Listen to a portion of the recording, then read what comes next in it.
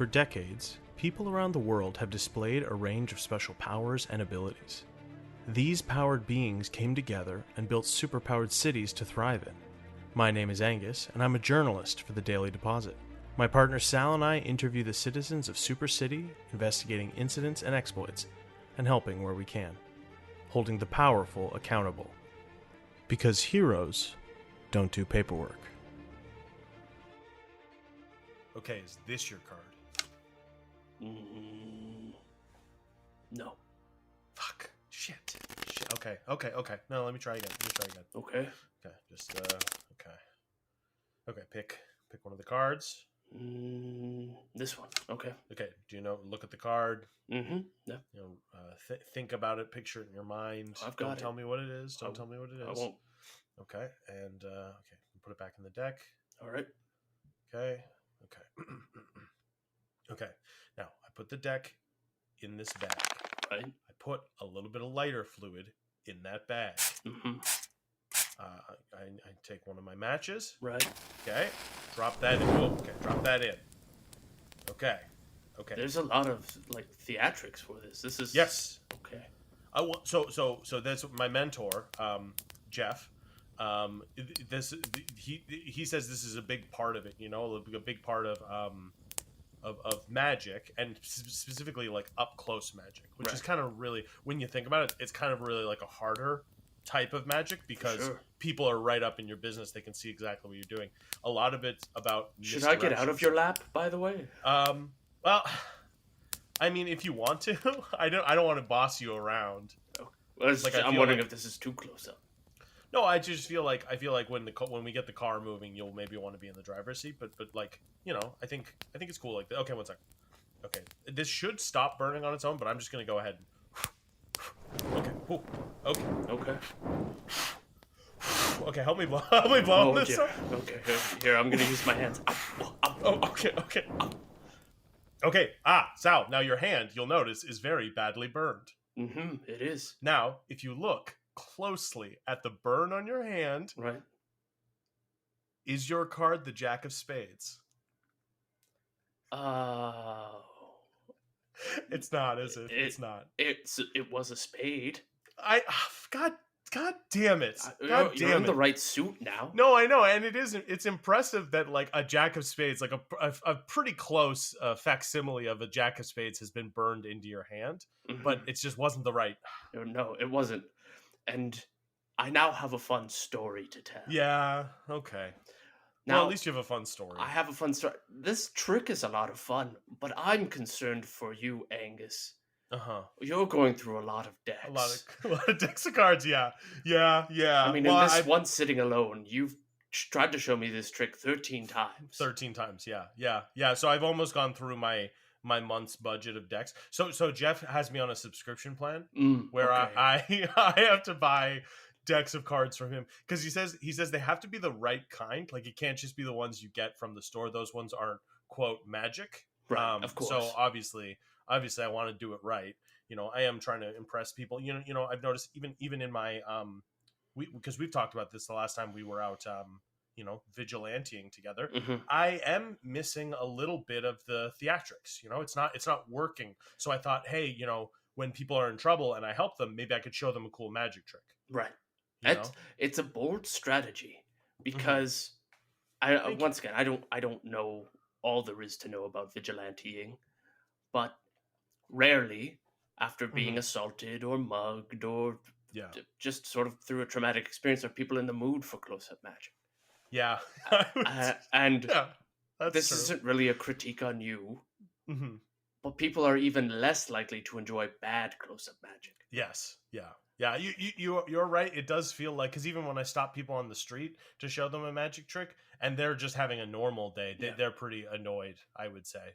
So, okay. Certainly, when I think it was more choice of district, because going through the magic district, magic district with actual wizards and witches and warlocks, it's just not as impressive to them because they can create a deck of cards from the aether.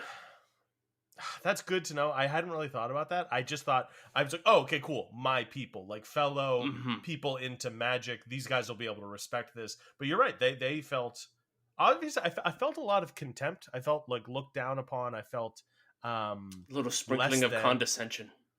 Yeah, literal. Like a guy sprinkled powder on me, and it made me condensate. Not condensation, condescension, like they're condescending. Oh, okay, that too. Well, the whole vibe of him doing it was, and I guess the powder just made me sweat. Is that what that means? Yeah. He did it with, yeah. Anyway. Anyway, I appreciate you at least letting me show you. You can get off my lap now, and we'll I'll start get into the driver's seat. Here we go. The engine's purring. Why don't you intro us? Hello, super citizens, and welcome to Heroes Don't Do Paperwork, the only podcast about events both big and small in Super City. I'm one of your hosts, Angus, joined as always by my co-host, Sal. Hello. We are actually en route to a story today. Sal had a great idea for a story, and he's kind of taking point on this one, and is driving us out to a location. To be honest, I don't actually know that much about what we're going to do, so I guess I'll just pass it off to you, Sal. Is that how you want to do this? It is a bit of a surprise. A little bit. So we were asked by our editor to put together a tourism column to help boost tourism within Super City. Cool. Okay. And I saw an opportunity here to share some of the work I've been doing with the Super City Historical Society, and I was thinking we could do a little piece on some of the great museums about history here in Super City. Oh, okay. Like museums. Yes. I thought this was going to be a little more like exciting. You don't know what museums we're going to yet. That's a good point. Okay. Now, Angus, I know that this next part might tickle your funny bone a little bit. Maybe not funny bone, your justice bone. This may tickle your justice bone. Each of these museums has been marked by the mayor for demolition. Oh my God! That's terrible. It is terrible. The Historical Society has tried to put together several actions to get these museums preserved, and I'm hoping that our piece can aid in that task. Okay, that's a really good idea, Sal. I think we could really do some good by helping, preserve these historic buildings, and I don't know if the listeners can pick up on it. Like, Sal is giving like objectively like kind of like upsetting news, but you're doing it in kind of like an infotainment voice. Thank you. That is really like, and you're making strong eye contact with me while you're supposed to just look at the road a little bit. I can see it in my periphery. And just so I think we could learn a lot and do the right thing. Like, if we can preserve, we should go check these buildings out, confirm that they are worth preserving, and then maybe write a brilliant piece on them, get the tourism up, get traffic in these buildings up, and then the mayor won't be able to shut them down. Exactly. Okay, yeah, because honestly, we listeners of the show, if you've been listening for a while, we've been kind of at odds idealistically with Mayor Hicks lately. Just objectively a pretty corrupt mayor of Super City. One of the worst we've had, I think. And I would say the tornado mayor from 15 years ago was pretty bad. He was bad. And but to be fair, he got elected for a second term. It wasn't necessarily his fault. He didn't want to destroy all those buildings. But when you're a tornado, do you really have a choice? Nature versus nurture. Or I guess in this case, force of nature.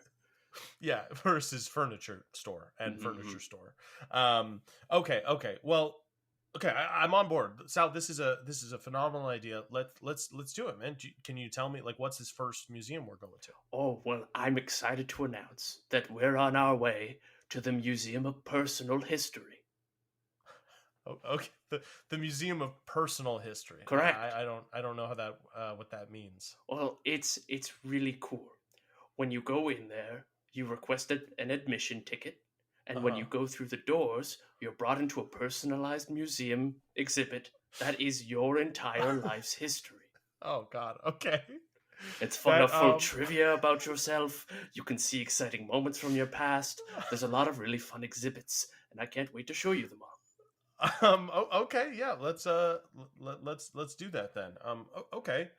I guess we could just throw in an ad now, and then we'll come back when we're at the Museum of Okay. Personal History. The museum, I cannot wait. Okay, all right. Well, what could go wrong? Report. Set collection. Discrepancy straight-lined, Moth said. Meet Moth.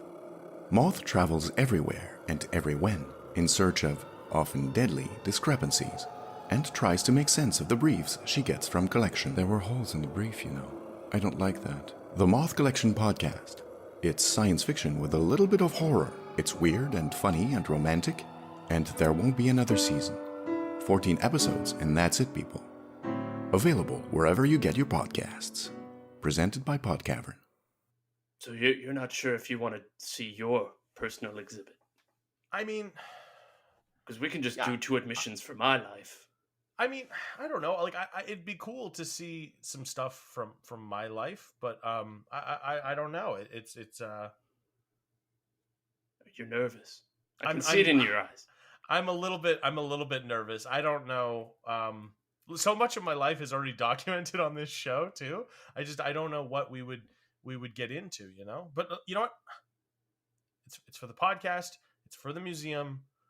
If it's really embarrassing, I will try to figure out how to cut it out of the episode. How about that? Great. We'll take 2 admissions for Angus's personal history. Okay. Thank you. Okay. We're not going to do any of yours. Well, I guess we can loop back around. We can loop back around if we want to. Oh, okay. Sure. Okay. Yes. Let's do it. Okay. All right.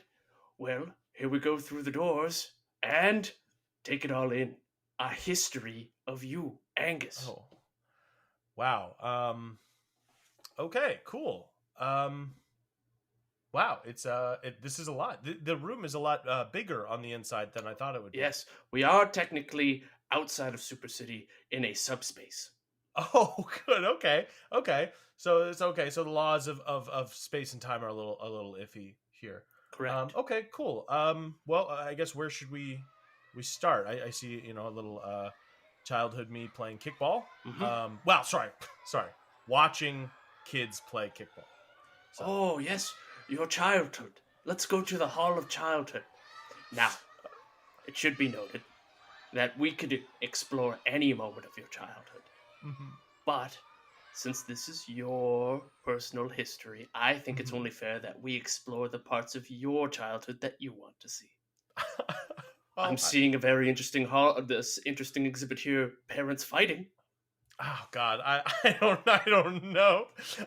know, man. It's pretty bleak. I can hear some muffled yelling from that side. Could we maybe go somewhere a little more cheery? Sure. There's happy childhood memories. Oh yeah, let's do happy childhood memories. That sounds great, right? Excellent. Oh boy, I've been dying to come here to see your personal history for a long while. But it's impossible to get in here unless you're here with me, and I knew you'd drag your feet a bit. So yeah. Well, I kind of had to wait for the perfect moment. But here we are. We're going to see your happy child memory, like the day a giraffe licked your hand at the zoo. That's right. That was a big day. We were at one of the many zoos of Super City, and this one was actually really special. It was a birthday, actually. It was a birthday party. Oh wow. Yeah, so it's me and my parents, and we're at the zoo, and I'm at this exhibit. Oh yeah, and there's the giraffe, and out of all the people in the crowd, the giraffe swoons its head down and starts licking my hand. Now I did have ice cream in it, and but I'm cool with sharing. Like I like sharing, so it was good. It was good, and it did tickle. It did tickle. Yeah. It was a good time, man. Now, it's a shame our listeners can't see what happened, but as Angus experienced that memory, he did briefly transform into a little child, and a ghostly incarnation of a giraffe leaned down and licked his hand right in front of me. And you too can experience such things. Well, not Angus's thing. That's his. Well, if they come with me, I guess they could. Or if a giraffe licked their own hand. Oh, yeah. Okay, Sal, you seem really excited to experience parts of my life. Is there a particular moment in my life you wanna see? I guess. Ooh, I want to see First Breakup. Oh boy. Okay. Yeah, that's It's right over here. I can't look at this. Oh Look God, at this. You're as fast. Okay. You're all yes. dressed up. You're all dressed up, and you appear to be outside of what would probably be considered a fancy restaurant for, what's this, 13, 14 years old? Well, it's actually 16. I just, I was a late bloomer, so I kind of looked pretty young. I just got my driver's license, and I'd asked out, I can see it here. You asked out Susie Henderson. Yeah, that's who it was. Yeah, Susie Henderson, and and so I'm kind of waiting there, and oh, good, it's a time lapse. Great. So yeah, you can see kind of in this moment how long I'm just kind of waiting. Sun's going down, streetlights come on. I don't know why it's not prom, but I am dressed in kind of a cheap tuxedo, Like and a I do powder have, like, blue tuxedo. Yes. yeah, cummerbund, and I do have like a corsage in like a little plastic container. Right. I cannot Right outside of a Red Lobster. Right outside of a Red Lobster. And Sal, can I tell you something? I don't even like shellfish. Oh dear. She said she liked shellfish. Right. And so yeah, I don't know why. I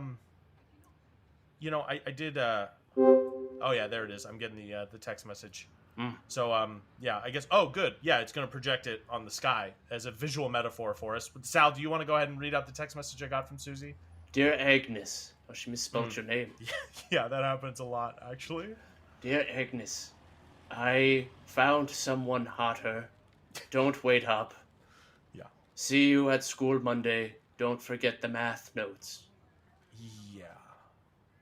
And I have to say, I find that peculiar. You're not very good at math. No, joke's on her. She failed math. She actually she started dating a guy I went to school with, a guy named Morty, we called him, but you'd know him now as Mag Morty. He's literally hotter than me. You had your first girlfriend stolen by Meg Morty? That's pretty impressive. I'd be proud of that. I mean, yeah. I mean, like I wouldn't even say we were like boyfriend and girlfriend. Like we had, had like an awkward conversation. I asked her out to dinner, and then I think I kind of went way too far and bought flowers and a tuxedo and kind of maybe scared her off a bit with how intense that was. Never ever be ashamed for caring too much. Oh, thank you, Sal. No problem. Actually, you know what? I've got an idea for another memory. Maybe you can you can come check this one out. You'll get a kick of this. This is the first time I saw a superhero in real life. Oh, this is going to be exciting. This must have been a formative moment for you. It was. So we were on a field trip to my class and we were on a field trip to a local nuclear power plant. So we've gone back in time a little bit. I think I'm probably 7 or 8, I guess. So like 2nd, 3rd grade type age. I hope that lines up correctly. It does. It does. Good. I'm glad. And so there was a catastrophic nuclear failure in the generator, this production plant, and we were all trapped. We were on this little piece of ground, and it was being surrounded by radioactive runoff. And actually, my teacher got disintegrated. R.I.P. Dear. Yeah, R.I.P. Mrs. Smith. It took me a long time to pull Mrs. Smith from my memory. Well, but, I imagine you probably buried that memory deep down. Oh yeah. Well, if you listen carefully, there it is. She's screaming. She's screaming. It's because it's not. It doesn't get. It's like lava. It takes out your legs first, and then you kind of slowly kind of fall into it. And so that was pretty horrific. But then it's the increase in pitch to the sudden cutoff.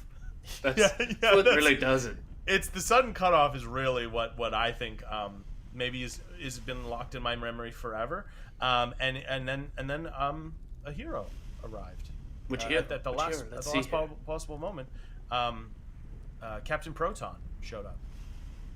ironic. Yes, I guess so. Sure. Yeah. I think he kind of hangs around the nuclear generator district, which is where we were in our of course trip. And and he actually shows up, and he kind of says something pretty impactful here when I was a kid. Fear not, children. I, Captain Proton, will save you. Remember, always try to do the right thing. Ha ha! Oh, that's where you got got the thing from. Yeah. I mean, like, at least that's how I remember it. Yeah. I don't know. Like, are these perfectly? Because we did like a scan when we walked through the door. Mm-hmm. Is this perfect? Perfect representation of what happened that day? It is 100% the perfect representation. In fact, it's so perfect that, and okay, before we go on here, I just want to give a bit of a preface to this next room, because it has been known to drive audience or people who see it insane. Okay, well then we shouldn't go inside, Sal. Well, hold on. I haven't gotten around to what it is yet. Let me say it first, and then you decide if Okay. Sure. It could be worth the price of potential madness. Okay. This is the Hall of Possibilities. And so for each moment in your life where you made a decision, that decision was logged away here. And you can see all possible alternate timelines where what happens if you're chosen the other thing. Okay. Yeah, I mean... The reason why it drives people insane is because you get caught up in the possibilities of what if. So, So you might not know this, but like the thing I spend the most time thinking about is... Like, I spend a lot of time second guessing myself. For real. That's a thing. For real. That's a real thing I do a lot. Along with all these other real things that I've mentioned. This hall is probably not for you then. Sal... You cannot keep me from going in this. You were right. You were right to tell me what it was. Madness be damned. I have to know some ulterior outcomes. Okay. I have to. Like, okay. What if I never tried to work at Shart with you? The Superhuman Action Response Team that started this whole podcast. What would have happened if I didn't do that? Okay, well, let's just look along the timeline here. Let's see here. Shart. Oh, here we are. So here's the moment where you were given the opportunity to accept the job position at Shart. Okay. And here we can see the timeline branch off where you accepted and all of our great adventures up to the present. And here's the branch where if you said no, and crazily enough, you just die. What? Wait, what? Okay, wait. And you declined going to Shart. Yeah. Wait. There's a video here that it looks like we can just play. Do you want to just play it? Oh, let's. Okay, okay. Work for Shart? Nah, I'm good. It's kind of lame, honestly. I'm just gonna go take a walk. But hey, thanks for the offer, stranger. Hey, my name's Murder Man. Oh God, I've been murdered by Murder Man. Oh my God, it hurts so bad. Wow, and it just ends there. That's so dark. A lot of these don't really work out. Some of them work out phenomenally well. Here, you can see, had we chosen not go to this museum at this moment, we could have actually saved 200 lives. Wait, Sal, don't show me this. Wait. How would we have done it? I guess just press play, I guess? Yeah. So you don't want to go into the building? Nah, I'm good. Sounds kind of lame, to be honest. I put a lot of work into this, but... Hey, you know what? Just let it go, I think. It's kind of lame. Honestly, I just don't think it's going to make for a good episode of podcast. What if we just walk down the street, you know? Okay. Do you smell smoke? I do. Sal, I do smell smoke. Oh my God. Angus, that apartment building's on fire. Sal, we have to do something. We have to do the right thing. We have to help these people. Sal, okay. You get that fire hydrant open, okay? All right. I've got it open, and I'm now getting the water spinning in my oar, but it's blasting up there. Good. Okay, good. I'm going to use my cables to lift you, and I'm going to create some zip lines for people to slide down out of the building. Oh my, we're saving them. These people are saved. Oh my God, Sal! I've never felt so fulfilled in my life. This is the greatest thing we've ever done, Sal. Well, there it is. We could have Wow. saved 200 people. So, and that fire is happening right now, you're saying? At this moment, there's probably 200 people dying in an apartment building. Okay. No more than 50 feet from this museum. And that locking sound when we came into this chamber, I assume. Oh, yeah. No, we have to go all the way through. And then you have to go through the gift shop. Oh, good. Okay. Well, shit. I'm sure someone else will save those people. There are lots of heroes around. Hopefully, you know. One fortunate thing about the hall is it doesn't show you other people's possibilities. So maybe. Well, maybe. Maybe. Okay. Well, kind of bleak. Do you want to see another alternate possibility? Or... Well, we got other museums to go through, and I still want to visit the gift shop because I want to get an Angus plushie. Okay, so they make Angus plushies. Yeah, this is a museum about you, so of course the gift shop's about you.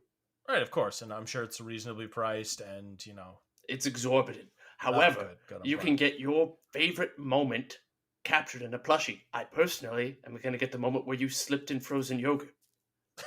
That was pretty funny. Well, I shouldn't have been carrying all those pies, Shouldn't have. It was banana meringue all over you, and you had yogurt on you. It was just very funny, and I want that immortalized in a plushie. You know what? I think I'm gonna get the one with the giraffe. Licking my hand. Well, that's a nice moment. Yeah, it's kind of sweet. It's actually happened, so it's kind of nice.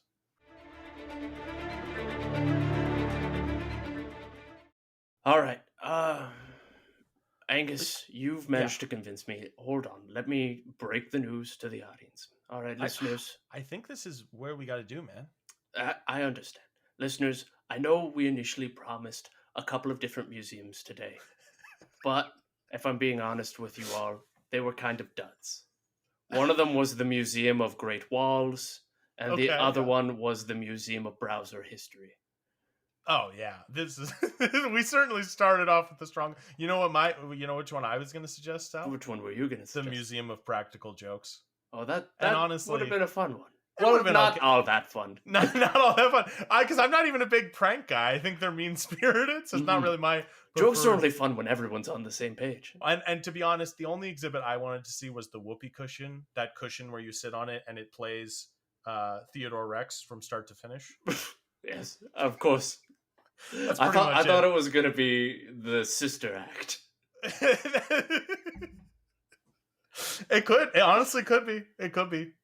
But no, Sal, I think this is the right move. I think we could really this museum seems really valuable to Super City. I think we should do another lap of it. We should really show these people, what the possibilities here are, and we can really save this museum, I think. I don't even know why Mayor Hicks would want to shut this place down. It just seems so valuable, and people could examine themselves and learn from their mistakes, and really better society.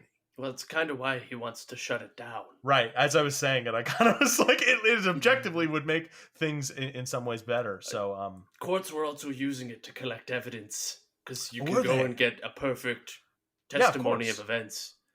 Wow. And so that was kind of conflicting with Mayor Hicks' whole corruption thing. Yeah.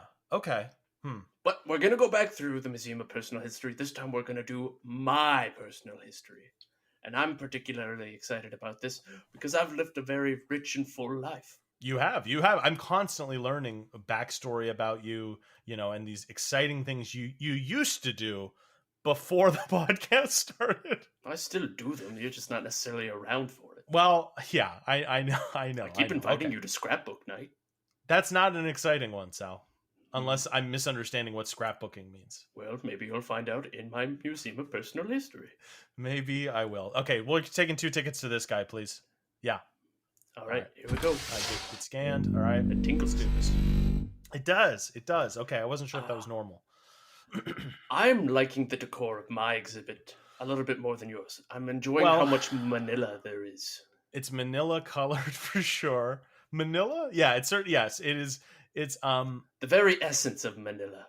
Yeah, it's beige. It's sort of the ambient smell.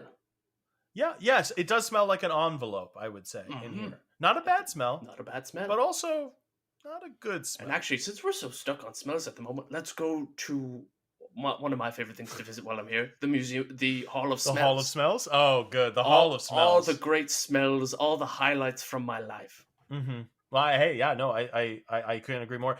Yeah, that's cool. There's a wall, listeners. There's a wall here. There's little trays that we can pull out of the wall, and it looks like we can interactively smell some of your smells. Because I know smell is a big part of memory and stuff like that. Like I know, I remember, the smell of my mom's cookies and stuff like that. And that kind of stuff is very strong memory. So I don't know. Let's take a look at some of these smells and see if we got anything good here. Oh, here's a great one. The first flower I ever smelled. Okay, cool. Yeah, Pull that out. Let's get in there together. Smell that rich loam, root system, the base of the stem. Yeah. I was very confused about the concept about smelling flowers. Normally people smell like the petals or something. You went to the base. But that's okay. It's an earthy smell. It's good. I was low to the ground at that point in my life. I, of course, was very short for my age, at only 12 inches tall. Wait. Is this because of your gravity or something like that? Or you're just a small... I was just a small child. Just a small guy. Yeah. Okay. Oh, but I didn't hit my first growth spurt until the age of 3.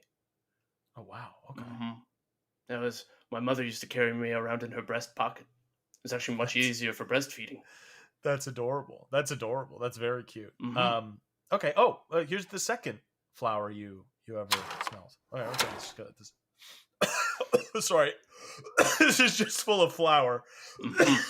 I still wasn't really getting it, and so I was at the supermarket, and once again, I was 12 inches tall, and so I just climbed into a bag of flour and gave it a big old whiff. Yeah, that would be not great on the lungs, but it okay. wasn't. All right. So obviously I know this is a big one for you. Smell. I called you smell.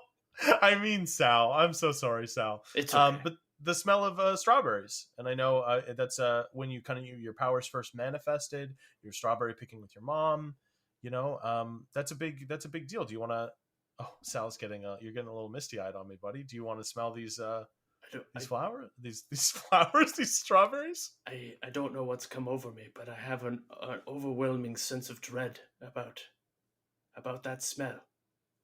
Really? I'm worried about what smelling it might trigger in me. Oh my god! But we're also here to relive my memories, so of course. All right, here we go. Oh god, I remember now. Sal, what is it, man?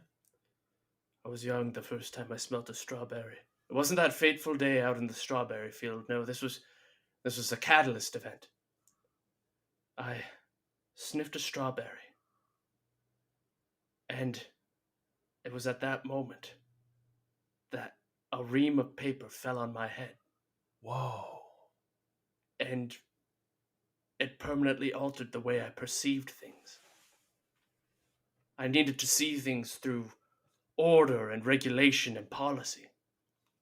Wow. At the ripe age of 4 years old, the first time I smelt a strawberry. It's a little delayed to smell a strawberry that late in life, but here we are. Yeah, I became a bureaucrat. Wow. Don't you get it, Angus? Strawberries, bureaucracy. Yeah. Life-changing events. Yeah. They're all intertwined. Sal, it's going to be okay. Would you feel better if we saw what your life would be like if that ream of paper never hit you? Oh, you want to go to the Hall of Possibilities? Maybe. Is there any more smells you want to hit? Let's see here. Real quick one here. Like, I won't lie, a lot of them is... Oh, there is one. There is one I really want to smell. Okay, yeah. Okay. So let me give you a bit of a backstory on this one. This was like, I don't know, maybe 13 years ago. I was a young professional, and I got this really nice pair of shoes. That's not the smell. No. I want to be very clear right now. I didn't think it was. I knew there's... waiting for the other shoe to drop. Ha! One day, while wearing those shoes, I stepped in a puddle. That's also not the smell. Okay. But After walking through that puddle in these shoes, I then proceeded to go on a nice walk through a forest where it was lined with crinkly leaves on the ground. Oh, love that sound. Love that sound. So I complete the walk. I get home. I take the shoe off, and I notice this perfect melange of shoe sole, puddle water, and dried up crunchy leaves. I was overcome by a need to smell it. Okay, so it was a bit of a misdirect when you said it wasn't the shoes. No, but it wasn't just the shoes. It was all three of these things combined. Mm-hmm. Wet shoes and leaves. Okay, I understand your skepticism. I'm a little skeptical. Just sniff this. Okay. All right, getting close and... Oh. Right. Oh my God. Take another hit of it. It gets better with each sniff. Whew. Wow. Sal, I don't really know how to put this into words, but I feel like I have a better understanding of you as a person now that I've smelled this smell. Right. A lot of people have formative memories. Others have formative events. Me, I have a formative smell. Yeah. And I don't want to pry too much, but the shoes you're wearing now, are these the same shoes? They are. Wow. Those shoes have been with you a while. They have. That day, I took those shoes and I dipped them in silicone to preserve them. Silicone. These shoes are incredibly rigid, have no give. Yeah, no give. Probably Zero terrible support. on your feet. Yeah, it's just... But that smell, that moment, is perfectly encapsulated in these shoes into eternity. Yeah. Wow. Mm-hmm. Also, you don't get much traction with like a lacquered shoe. And if I ever hit a patch of black ice, I pretty much just am at the mercy of the throes of fate. Wow. But onto the Hall of Possibilities. Let's see what happened if I did not become a bureaucrat. I am so excited. Yeah, I want to know a couple things, to be honest. All right. Okay. All right, we'll just go up to the timeline. See, pretty normal. Obviously, we got the big gap, weirdly, where we kind of left this reality. Of course. And then there was that other gap there where I was in Europe for a summer. Time works differently there. Let's see here. Okay, here we are. Okay, here's the moment where you smelled that strawberry, and then a ream of paper fell on your head. So I guess how do we phrase this? If you had moved, or if you didn't smell that strawberry, how do you want to go about this? Well, yeah, let's see if maybe I chose a different fruit to smell. Let's see here. So I instead choose a blueberry to smell as my first fruit. That's weird. I get hit in the hip by a 3-hole punch. Well, let's see what happens to you. Let's play it and see what happens. So a 3-hole punch is going to hit you in the hip. Okay. Oh, Mother. I would like a fruit, please. A blueberry. Thank you. Oh, that smells delightful. What's that? Oh, there should have been some kind of policy about the haphazard throwing of 3-hole punches. There should have been some kind of controlling authority to make sure this doesn't happen. There needs to be someone in charge of the paperwork on the manipulation of 3-hole punches to make sure this never happens again. Okay, I'm gonna stop that one there. Okay, so you seem like I still became a bureaucrat, but maybe with a slightly more focus on oversight, maybe. Mm-hmm. But yeah, definitely still a different flavor of bureaucracy, but bureaucracy nonetheless. Yeah. Okay. Well, hold on. Let's take a deep look here at all the possible outcomes. This is a very important moment in your timeline. Angus, I'm starting to grow concerned here. Sniffed a banana, hit by a filing cabinet, bureaucracy.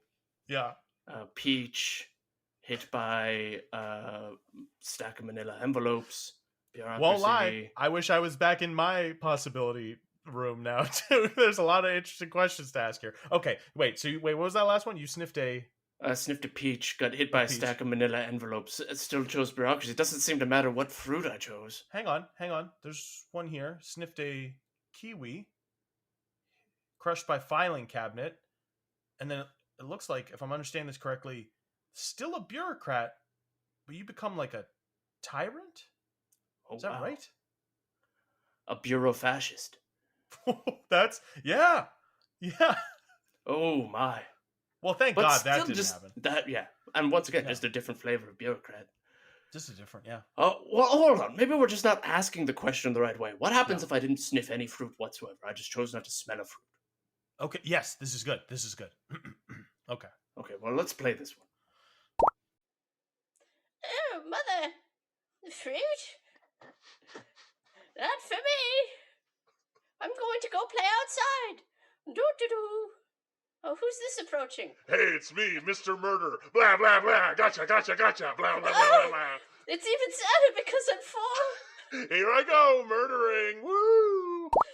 Wow, that's another weird little crossover that you and I have. Huh. Right. And the In fact that that reality, Mr. I was murdered by Mr. Murder, the Mr. father, Murder. the murder man.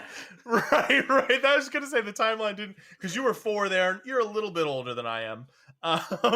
That's wow, Mr. Murder, and then his son, Murder Man. The Murder family, honestly, we probably do need to keep an eye on. Except for Gregory Murder. He's just like a good lawyer. Gregory, Oh, if you're Gregory hearing this, Murder. Yes. we don't hold you responsible for No. the actions of your family.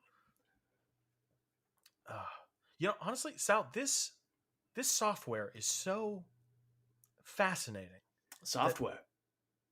Yeah, this simulation that's being run here. No, that- these aren't simulations. These are actual timelines. We can theoretically go to these if we were to do dimension hopping episode again, but we're not going to do that. Oh, okay. These are actually happening then? These are actually happening, yes. Oh, okay. Well, then It's kind of like an everything, everywhere, all at once type deal. yes, of course. It's fun to think that there's a reality out there where you're just dead. Well, not fun in the traditional sense, I mean, but it's just probably- like theoretically, there's an infinite number of realities where I'm dead. hard to say for certain without going back to your hall of possibilities. But we'd have to pay readmission. We'd have to pay for another ticket. Why? Hey, if this was software, I could have made like a copy of it or something. But Oh. this is actually happening. Yep. So yeah. Do you want to go to my fun trivia section? Yeah, totally. Yeah, let's do it. Okay. I know we're running a little low on time, so let's each pick one fact that we want to know about me, Okay. and then we'll yeah. look it up. Okay. I love this. Okay. If you'd like, I can go first because I've had a Yeah, question I've been go- dying to know. Go for it. Yeah. All right. Let's see here. I want to know how many rooms I could paint with the amount of saliva I produced over my lifetime. Jesus. You've been dying to know this one. Yeah. It's like Oh, okay. All right, okay. yeah. Well, I don't know why you're getting weird No, about it with me. It's not. Sorry. You're right. It's your thing. Go ahead. Do it. Let's see here. Tabulating. Interesting. Could paint 1.5 grand salons with the amount of saliva I've produced. That seems Vaulted ceiling too. low. Well, hold on. You have a pretty dry mouth, though. Generally speaking, I'm pretty dry in the mouth. Yeah. My doctor says that I metabolize all the juice I drink at 100%, so my body doesn't actually get to receive any of that hydration. It's just It just used for other goes- things. nutrients. Yeah, that's wild. Is it weird that mine was also going to be saliva based? No, I mean, I get it. I was gonna. I've got another one, but I was gonna see how many envelopes you've licked in your life. Oh, wow, that is a good Well, how question. many miles? How many kilometers of envelope glue have you licked? I feel like that's different enough that if you were to ask it, the audience wouldn't be too upset. Yeah, you know what? Screw it. I'm punching it in. All right. What distance of envelope lip has Sal licked in his lifetime? God, that's a real tough thing to say. All right, it's calculating. Oh, smoking a little bit. Okay, interesting. Okay, It's jittery. sparking.